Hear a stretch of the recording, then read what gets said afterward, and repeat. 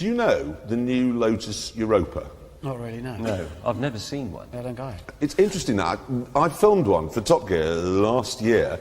It's such a dreary car, we never put the film out. Or it might be that I made a dreary film about it, whatever. We never actually put it on the television, okay?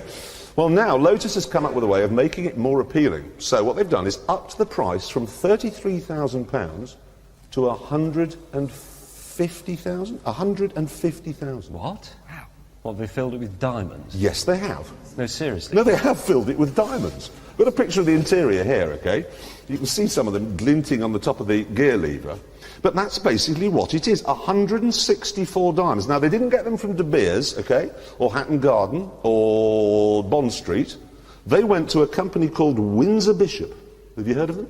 Oh, no. They bill themselves as East Anglia's leading diamond specialist. Leading? There's a lot of diamonds up there in the silt.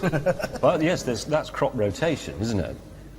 You plant things, you go carrots, curly kale, diamonds, fallow. Carrots, curly kale, diamonds, Is it me? fallow. Yeah, almost certainly it is, yeah. No, because I quite like the idea of that. Then yes, it is just you. Does anybody here like the idea of that? A diamond-studded Lotus. Yes, do you remember the Technomarine watch that was a really plastic cheap watch? And then they put diamonds all around it. And I quite like that. Maybe I'm a wag. What? Do you like it? Do you like my jacket? Do you want it? I'm not joking, I really like the idea of that. I think I'm Abby Clancy. But if you think about it, if you pull in a petrol station and they say, oh, have you got your credit card? And then they say, oh, well, leave your watch. You don't just prize one of the diamonds out of the gear knob and give them that. It's ridiculous. It's not ridiculous, it's superb. Colin Chapman said, simplify and add diamonds. No, he didn't say that. Oh, no, he didn't. But anyway, look. We're going to move on now. Can I just show you something? Have a look at this. Have you ever seen anything like that? It's that cashmere top, the UGG boots, the Louis Vuitton She's bag. lovely. She is the really happiest, prettiest girl I've seen in ages. Just an absolute delight to have her on the show. Absolutely lovely. Okay, Now, what's next? Last week we discovered that the Americans have finally learned how to make a decent car. This week we've discovered that they've forgotten again. Because there's this, it's the Cadillac SRX crossover, and it's a big, massive, in fact, ugly, daft thing. Why? Has it got 7 seats in it? No, it's got 5. So it's got the same number of seats as a Ford Fiesta? Yeah, it'll cost between £28,000 and £37,000. I know, but, but the general manager of General Motors, Jim Taylor. General Jim Taylor. General Jim Taylor. General manager of General Motors. Generally says. He actually went on record saying it's the right size at the right time.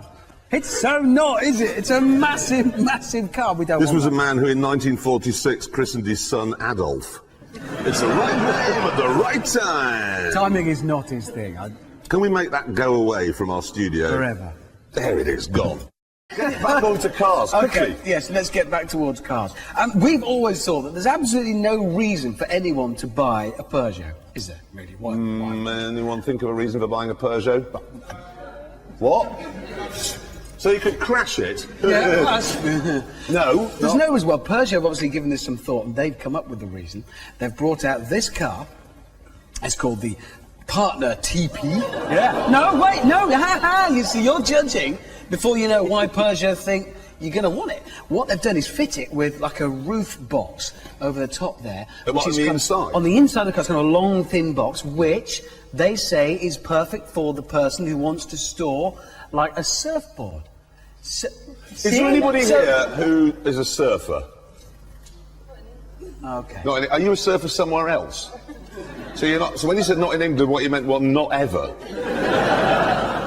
So unfortunately, 0% of the British people want to buy that car. What they're looking for is somebody who wants a car with a loft you could keep a surfboard in. Yes. It's fairly special. Who's completely blind and doesn't notice the car is as ugly as a battered hamster. That's the buyer they're after.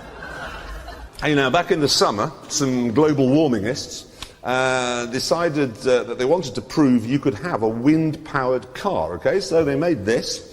There it is. Yeah, I read about this thing. They said they were inspired by Donald Campbell. Want to know what they called that? Bluebird. No. Greenbird. Oh, for God's sake. Yeah, I know. You would never tire of hitting them over the head with a chair, would No, you? never. Don't take Donald's name in vain again. I've worn this chair out. Get me another. Yellow thick, organic, tea bag wearing. Can I have another chair now? Yeah, I've worn it out on your head. But they also then say that wind-powered cars are the future of motoring. They're just not! Look at it! It's got a 100-foot mast on it. Where are you going to park it? Wind power is no more the future of motoring than magic power cars or thought power. It just won't. It's not. It's a stupid idea. You can't depend on a wind-powered vehicle, can you, for the road? But what if you were hideously injured and you were waiting for the wind-powered ambulance? Yeah. Sorry we're late, Gov. We had to tack all up Main Street. Can I just ask a question as well? What? How do you park a wind-powered car? You moor it. Doesn't it After blow watching away? you in a Triumph Herald in Dover Harbour with great difficulty. Well, where'd you park it? Look at the height of it. Anyway, listen, okay, to highlight global warming, they took it out to Australia to show, actually to try and set a land speed record for wind-powered vehicles. Yeah, and? And the attempt had to be called off because it was too cold and rainy.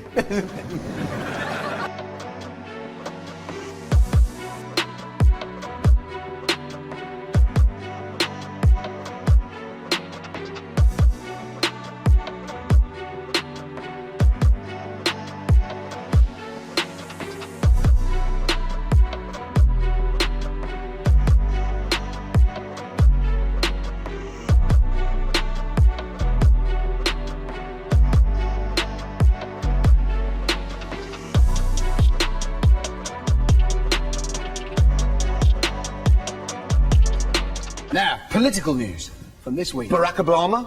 No. Has he walked on water? Channel 4 News seem to think he can. No. Has he turned all of Lake Tahoe into wine? No. Has he made fish out of bread? No. Has he cured leprosy? No, none of those That's a things bit yet. disappointing. No, it is Boris Johnson. Boris. Because he's... Oh, we do love a bit of Boris. He said, and I'm really, because he's gone on record as saying he wants to stop punishing motorists, and he says this. Where's that? Why is that a bad thing? Well, he says this. He wants to clear the streets of traffic throttling excrescences. Boris, what you've done there, mate, is slipped into Latin. What does it mean? Excrescences. Is that a proper word? Does anybody here know what excrescences mean? Do you know what it means? Excrescences? Teeth whitening? I don't think it is that. I don't see the link there. James, you're a man wearing a dead snake. Do you have any idea?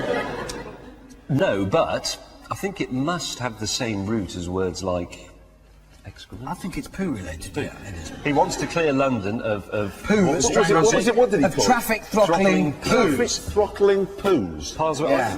I thought they were mini roundabouts. Well, to be honest, I'd have thought that'd have been the sort of thing we'd have noticed by now. You'd have seen that. If anybody out there is watching who is a Roman emperor who knows what Boris is on about, do please write to us at BBC Top Gear. Where are we? It'll be No, it won't. It'll be II blank V11 Woodus Lane, Londinium, near Colchester. WXYI V11TS. Hey. Drop us a line now. Find out what Boris is talking about.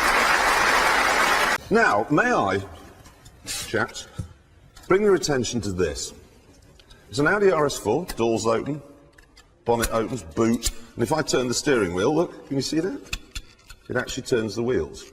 Now, I bought this from a major West London retailer the other day for £19.99, which means they're selling it to the retailer, whoever makes it, for a tenner. So why don't they just make it the size of a car? Because it wouldn't be more than £100. Jeremy, it hasn't got an engine. Well, how hard can that be? I mean, I know engines are a bit fiddly. Say £30 for the engine, £130, real car size with an engine. So scale up. You see where I'm going? Why are cars so expensive? No, it's interesting actually, because this is a Range Rover Sport. And look at this, the bonnet fits better than it does on the real one. Even if it's £500. So you scale them up to be full size. Well, you don't need to scale that up. It's pretty much perfect, actually. It's Hammond size. But the doors don't open. See, all I'm saying is I want to get toy car makers to make their toys bigger, and then we can drive about in them. No. What? Safety. You haven't thought this through. Well, how fast can a bowler bowl a ball, a really fast cricketist? Anyone? 100. 100 miles an hour? Yeah. 100 miles an hour, right? So you hand when the ball goes, right? So, excuse me, everyone, I'm just going to pop down here. Now, I'm not a cricketist, okay? So let's say that when this leaves my hand, like a kid, I'm doing, it's 50 miles an hour, okay? But this is 18 scale, so that's actually 900 miles an hour. That's faster than the speed of sound, okay? Ready? I'm going to give it a good... Oh, the steering's... You have to do it with the wheel. Ready? 900 mile an hour impact. That is pretty astonishing. No, you're right, these things are... It hasn't even got a paint chip. 900 miles an hour. So hang on. I've just tested that out. This is an Audi RS6 Avant. This is an estate car. It's at 1/40th scale. If I drop it from, what, 10 feet?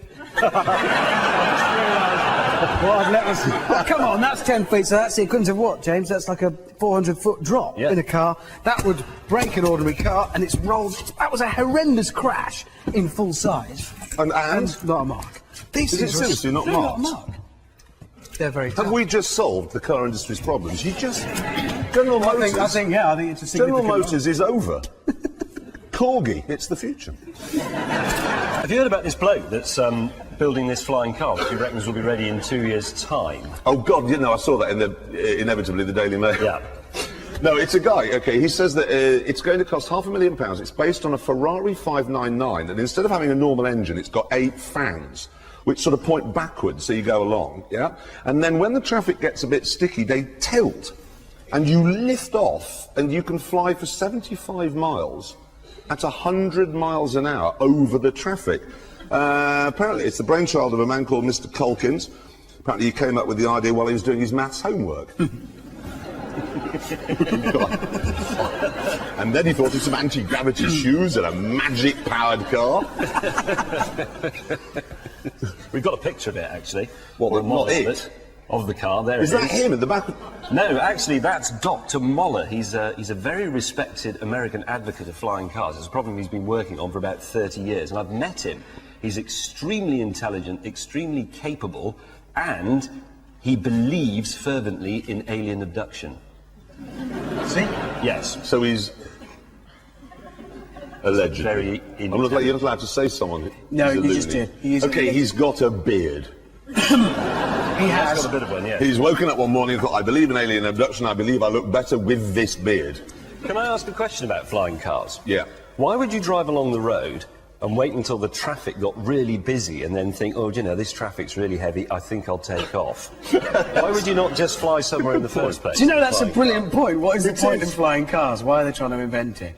Why would you want to drive around? It'd be like a BA captain just setting off with his 747. Actually, the M4 looks quite empty. I'll just drive down there. No, it's getting busy. I'll take off. I think what they're after is something we already have. It's called an aeroplane.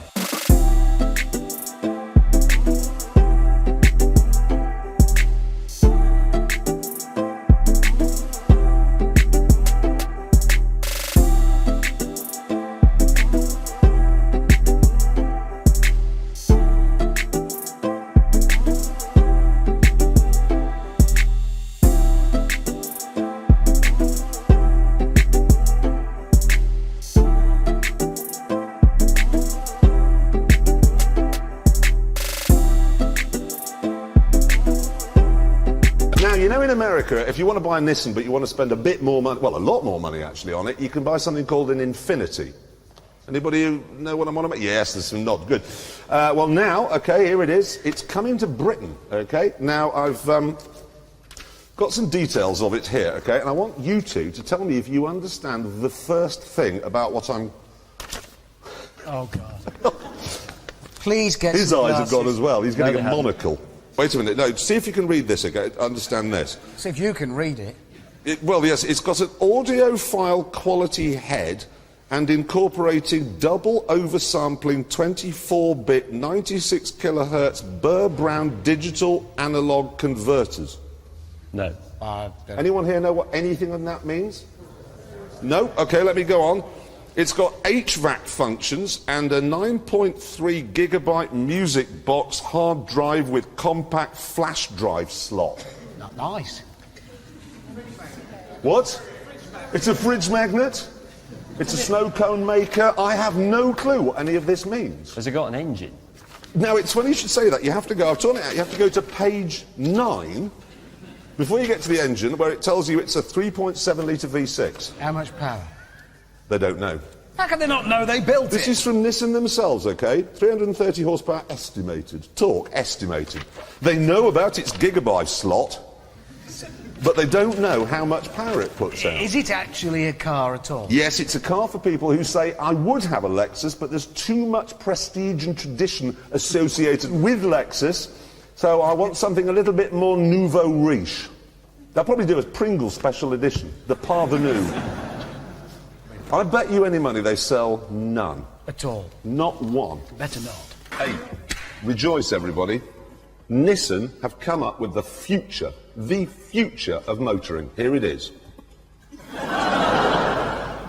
No, Nissan have worked out, OK, that I think they're saying over half the world's population will live in cities within a couple of years, and that unless we all start to drive something smaller, there will just be complete gridlock. So that's their answer. How small is that? It's about 1.5 less than the Fiat I was looking at earlier, so... Oh, wow, there you go. Gridlock averted, the world is saved by that. Okay, the problem isn't that roads are too short, is it? If we're honest. No, this road's too narrow, yeah. Yeah. No, I think the problem is the man responsible for this car, OK? I think he concentrated more on dreaming up an interesting-sounding job title than he did on the car itself, because he's called Francois Bancon. So I'm presuming he's not Japanese. No. Sounds more like one of your lamb burners. Francois Bancon, right? And his job title, I'm not joking, is General Manager. Exploratory and Advanced Planning Department. Product Strategy and Product Planning Division. Nissan Motor Company Limited. What? He's gonna have... Check it out, Chicky. I am the General Manager. Well, he's never going to pull a bird with a job like that, is he? He wouldn't have had that job title in the era of Dymo tape, would he? If he'd had to do it with that. If he'd made a cock-up at Nissan. Mind you, just imagine his business card. Take him half an hour to get out of his pocket. I'll give you my card, look. It's articulated. How many people here are interested in buying that? So that's 0% of the people in Britain are interested in the future of motoring. Conducted a survey, we can Which tell. is good.